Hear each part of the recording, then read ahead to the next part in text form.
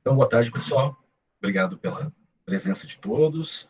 Então, nós seguimos aqui com os nossos presidentes do pós-ditadura, o período da abertura política ou a nova república, como pode ser chamada por alguns historiadores. E aí, um ponto bem importante é o seguinte: nós vimos aqui até agora, né, então, terminou o governo do Itamar Franco, né, e o Itamar Franco, né, ele deixou como legado o Plano Real, mas ganhou um grande protagonismo no processo o ministro da Fazenda dele, né, da proposta do Plano Real, que é o Fernando Henrique Cardoso. E o FHC, né, como é conhecido, ele acabou meio que tomando para si, né, a paternidade do Real, o que fez com que ele se tornasse aí um dos candidatos, né, preferidos da população, uma vez que foi aquele que conseguiu controlar a inflação que há décadas vinha corroendo o país. Então, nós temos aí o governo de Fernando Henrique Cardoso, ou o nosso famoso FHC, tá?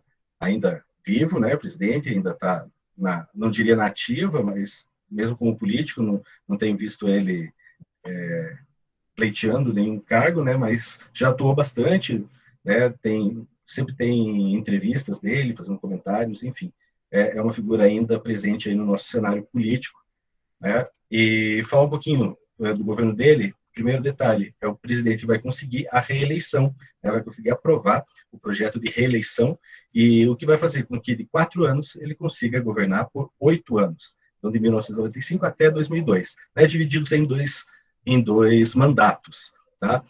Não vamos conseguir falar sobre tudo, né, os 8 anos, né, mas eu vou dar um foco especial para o primeiro mandato dele, né, que tem mais coisas aí acontecendo. Segundo mandato já é o período mais de declínio, mais críticas, né? O Plano Real já mostra, né, um cansaço, né? Então ele já não consegue seguir na esteira, né, do sucesso do Plano Real, a ponto que o candidato de oposição vai vencer a eleição em detrimento ao candidato apoiado pelo FHC, isso lá em 2002. Tá? Sempre gosto de começar aqui falando sobre o contexto histórico, né, do governo dele. Peguei aqui o recorte do primeiro mandato, de 95 a 98. Né, 1995 é o ano que chega a internet no Brasil. Né? Ela veio aí para revolucionar, né, a nossa forma de trabalhar, de viver, de conviver. Né? Então, muito importante esse marco, 1995. Né? Então, quando chega, a internet ainda com muitas limitações, um esquema discado, né? Então, não sei se vocês chegaram a passar por essa situação, né? Mas no começo, a gente tentava conectar e o melhor horário para conectar era à noite, né? Então, para poder baixar alguma coisa, né? Então, passava a noite inteira fazendo aquele chiadinho, que virou música da internet, né? 95, nós vamos ter o Windows 95, né? Óbvio, né? E aqui no Brasil, né, vai ganhar o mercado a Microsoft, né, em detrimento a outras empresas, como a Apple, por exemplo, que é majoritariamente nos Estados Unidos a marca mais utilizada, mais popular. Né, aqui no Brasil vai acabar sendo a Microsoft, que vai lançar aí os seus Windows 25, 26, 27, X, Y, Z. Tá? Também o ano de 95 é o ano do lançamento do Toy Story, outro desenho que eu gosto muito. Eu não podia deixar de colocar aqui. O ano de 96, gente, é marcado Nelson Mandela, tá? Essa figuraça aqui. Eu tinha falado em aulas anteriores, né, que o Mandela havia sido solto, né, depois de mais de 30 anos de prisão. Né, então, o Mandela foi solto, né, se tornou o primeiro presidente negro da África do Sul, né? É irônico isso, né? Mas é fato. E é no governo dele que ele vai aprovar uma constituição que põe fim definitivamente ao regime do apartheid, né, que separava negros e brancos do território da África do Sul. Então, é um período muito importante, não apenas pela história da África do Sul, mas como uma história geral, a história do mundo. O Brasil consegue, então, finalmente alcançar o sonho do seu alienígena próprio. Né? Então, se descobre, né, o ET de Varginha, né, vira notícia, vira piada no Brasil inteiro, né, várias reportagens sensacionalistas falando, né, sobre o tal do ET de Varginha, que muito provavelmente era uma grande farsa, né, mas muita gente ganhou muito dinheiro e se divertiu muito aí com a história do ET. Né? O ano de nascimento da ovelhinha Dolly, né, que vai ser clonada. No ano seguinte vai acontecer a divulgação da pesquisa, né, do primeiro clone, né, que nasceu em 96, mas a pesquisa vai ser divulgada em 7. Tá? E é um ano de grandes perdas, né, no cenário artístico brasileiro. Né? Chico Science, da Nação Zumbi, né, vai morrer num acidente de carro, se não me engano, tá? Mas destaquei aqui, no início do ano, em março de 96, os Mamonas Assassinas, né? Banda que explodiu em 1995, né? Estava em todas as emissoras, em todos os programas da auditório, né? Fazendo grande sucesso, né? Com uma música, digamos assim, uma música mais irreverente, uma música puxando mais o cômico, né? Com piadinhas, com trocadilhos. Muita gente não gostava, mas principalmente a criançada amava, né? O estilão, né? Dessa banda que infelizmente morreu, né? Num desastre de avião quando estava em viagem para fazer a apresentação de um show. Tá? No final do ano, em outubro de 96, também o Renato Russo, né? Líder da Legião Urbana, né? Um grande músico, grande poeta, pensador aí dos anos 80, início de 90, né? Veio a falecer, possivelmente de AIDS, né? Então a AIDS desde a década de 80, 70, né? Mas 80 ganhou repercussão mundial, né? Por conta de grandes celebridades que acabaram morrendo por conta da doença, né? Um destaque maior é o Fred Mercury, né? Que levou a conhecimento do público, né? E aqui no Brasil tivemos o Cazuza, né? Agora o Renato Russo, né? Em 96, e outros artistas, tanto do meio musical quanto do meio teatral, televisivo, né? Acabaram morrendo. Né? A AIDS, né? Ou a síndrome da imunodeficiência, né? É uma doença que ataca as nossas proteções internas, né? Os nossos anticorpos. Então, por isso que quando uma pessoa morria, né, às vezes se questionava, não, foi de AIDS, foi de outra doença, porque a AIDS enfraquecia tanto a pessoa, né, que a ponto de uma gripe podia matar, né, uma pneumonia mata, né, normalmente, mas a pessoa está mais fragilizada ainda. Então, muitos artistas, né, traziam, né, como se causa-morte fosse um outro elemento, né, mas muitas vezes estava ligado à AIDS, né, que até essa época não existia, até hoje não existe cura, né, porém hoje existe uma série de medicamentos que prolonga a vida, né, daqueles portadores da AIDS, né, prolonga a vida com mais qualidade, né, então deixando de ser assim uma grande ameaça como era nos anos 80 e 90. Né, então, a AIDS marca aí a história dessas duas décadas, né, por conta, né, da perda de muitos artistas, né, e também muitas pessoas, né, inúmeras pessoas que vieram a falecer por conta dessa doença. O ano de 97 já começa com a trágica morte da princesa Diana, né, a princesa Lady Di, né, como era conhecida. Ela estava muito engajada em questões humanitárias, então ela era muito bem quista no mundo inteiro. Já não estava mais casada com o príncipe Charles, né, que é o herdeiro do trono da rainha Elizabeth, mas ela mantinha a fama, né, e a morte dela foi motivo de muitas teorias da conspiração, né, e foi sentido no mundo inteiro, né, porque era uma figura realmente de destaque. Né. Em 1997 foi publicado, então, saiu a primeira edição, né, do Harry Potter. No Brasil só vai chegar 3 anos depois, só vai chegar no ano 2000, mas é aí uma coleção que fez e faz até hoje muito sucesso. E é a volta do Steve Jobs para a Apple. Né. Ele havia fundado a Apple, saiu, período, teve uma sua vida de bicho grilo, né? Aí depois voltou para a Apple em 97, onde iniciou os projetos do iPhone, iPad, enfim, toda essa linha aí bem conhecida, que são os carros-chefes aí da Apple. A 98, um destaque para o cinema, né, internacional e nacional, foi a estreia do Titanic, né, um recorde de bilheteria, né, então, em todos os cinemas do país e do mundo inteiro, filas enormes, né, para assistir esse filme, né, que marcou ali uma época. E no Brasil, um destaque, né, para esse filme central do Brasil, que inclusive foi indicado ao Oscar, um filme realmente muito emocionante, que mostra muito da realidade urbana, da realidade do meio rural do Brasil, um filme muito emocionante, muito inteligente, muito bem feito, né, e que aqueles que não assistiram vale a pena assistir. Da mesma forma, no mesmo ano, a gente teve ali A Vida é Bela, né, então um filme italiano, né, que mostra, conta a história, né, de um pai, né, que é de família judia, eles são levados para um campo de concentração, e ele é separado da mulher, e ele e o filho, né, os homens ficavam juntos, e ele e o filho ficam juntos naquele campo de concentração.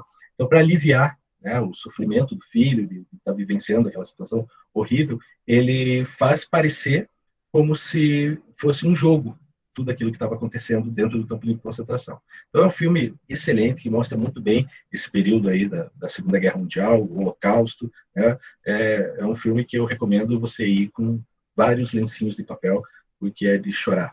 Falando em afundamento, né, para além do Titanic, teve a seleção brasileira, né, que em 98 perde a final para a França por 3-0, um jogo cheio de polêmicas, né? Os próprios jogadores depois levantaram a questão de que a Copa foi comprada, etc, etc. Até hoje, algumas teorias aí trabalham com essas possibilidades. Então, esses 4 anos, né, do primeiro mandato do Fernando Henrique foram marcados por alguns eventos como esse. Lógico que eu fiz aqui uma seleção, né, mas poderíamos citar várias outras situações. A eleição, vamos voltar um pouquinho no tempo agora, as eleições de 1994, né? Então, em 94 nós tivemos aí o Fernando Henrique, né, que lança o Plano Real, e vai ser o carro-chefe da sua campanha, o que vai levar ele à vitória, né? Outros presidenciáveis, né, outros candidatos, foi o Lula, né, ficou em segundo lugar, mas não chegou a atingir porcentagem suficiente para que eles fossem para segundo turno, né? O Fernando Henrique vence o primeiro turno já com 53%, mais do que a maioria, né? O Ciro Gomes, né, que se é candidato pelo PPS nessa ocasião, e o Enéas, né? Tiveram outros candidatos, claro, mas esses foram os 4 melhores colocados, né, nas eleições de 94, que vai dar vitória ao Fernando Henrique, né? E um detalhe aqui importante destacar a figura aqui do Marco Maciel, tá? Acho que vocês não conhecem, não lembram, ele apareceu no início do ano 2000, acho que em 2003, né? O Marco Maciel, ele tem uma história curiosa em relação aos partidos, né? Curiosa não, aliás, para a vida dele é extremamente normal, é curiosa para nós observando a história do Brasil, porque vocês vão lembrar, eu falei que na época que estávamos estudando sobre os militares, que a proposta deles era uma abertura lenta, gradual e segura. O que significava isso? Que eles iam entregar o poder novamente aos civis, né? Mas não ia ser entregue tudo de uma vez, ia haver ali um controle, né, por parte deles e dos seus aliados, por parte daqueles que tinham interesses, né, das elites que estavam no poder, que permaneceram no poder durante a ditadura militar e continuavam no poder. Um bom exemplo aqui é o vice do Fernando Henrique, porque o Fernando Henrique tem um histórico, né, ele foi durante a ditadura, ele foi exilado, foi viver no Chile, até deu aula na Universidade de Chile e tudo mais. Tinha uma postura de esquerda, né, defende as diretas já quando volta. Ele vai fundar o PSDB, o Fernando Henrique, né, que é um partido, teoricamente, de centro-esquerda, tá? Forçando a barra. Tá? Mas, de qualquer forma, é um partido social-democrata. Né? A surpresa aqui fica por conta do vice, porque o Marco Maciel, né, ele representa aquela velha política tradicional, né, das elites dos militares. Né? Veja só, Marco Maciel, ele era um político que fazia parte da Arena, né, o partido político dos militares durante a ditadura. Né? Com o fim da Arena, ele passa a integrar o PDS, né, o partido lá do Paulo Maluf, né, que era apoiado pelos militares. O PDS virou PFL, né, durante o governo aqui do FHC, ele era PFL. Né, e hoje, né, se tornou o DEM. Tá? Ou seja, ele é um representante típico da elite brasileira, né, que tem se perpetuado, tinha se perpetuado no poder. Né? Então, o Fernando Henrique poderia ter chamado alguém mais à esquerda, né, mas optou em chamar alguém à direita, né, do espectro político, né, para compor chapa com ele. Eles vão vencer, né, essas eleições e, já contando spoiler, né, a próxima também, né, e o fato é que por mais 8 anos, então, o Brasil fica, né, nas mãos dessa elite. Então, veja, desde os militares em 84 para 85, daí vem o Sarney, que é um ex-político da Arena, né, alinhado com os militares, vem o Collor, faz parte da elite agrária do país, né, da elite tradicional, e agora vem o Fernando Henrique, né, que chama para si. O Fernando Henrique é um sociólogo, tá, para quem não sabe. Ele é um professor da USP, professor de sociologia, escreveu muitas obras muito boas, inclusive até ele falou, esqueçam o que eu escrevi, né, porque ele tinha um posicionamento muito mais à esquerda, né, enquanto acadêmico, mas se mostrou muito mais à direita quando se tornou político, quando se tornou presidente da República. Tá certo? O governo dele, rapidamente, eu vou destacar 4 pontos, tá? Embora, né, o mais importante de todos é que o Fernando Henrique, o FHC, promoveu uma grande onda de privatizações no Brasil, o que vai caracterizar o governo dele como neoliberal. Até hoje ele nega isso, né? Ele não quer aceitar isso, mas os números aqui não mentem. Olha só, com as privatizações, houve uma arrecadação de 49 bilhões de dólares, perto dos 11 bilhões da era Collor e Itamar, perto dos 343 milhões do Lula e 57 milhões da Dilma. Né? Veja que o índice de privatizações foi altíssimo do governo dele. Tá? Que mais chamaram a atenção, né, das empresas que mais chamaram a atenção, temos aqui a Companhia Vale do Rio Doce, né, a Telebrás e uma parte da Petrobras. Então, a Petrobras não foi totalmente privatizada, mas uma parte dela foi aberta ao capital público, né, ao capital privado, desculpa. Né? Para quem é a favor das privatizações, há argumentos, né? Alguns argumentam que melhora o serviço, melhora a entrega do produto, né? Então, por exemplo, as estradas que foram privatizadas, né? Muitas delas foram asfaltadas, há uma manutenção, há um atendimento quando há necessidade, muito mais pronto do que nas estradas públicas. Né? Podemos olhar como aspecto negativo, por exemplo, né, o alto valor, né, do pedágio, né? No caso aqui dessa empresa, da Telebrás, né, a telefonia no Brasil foi privatizada, toda ela.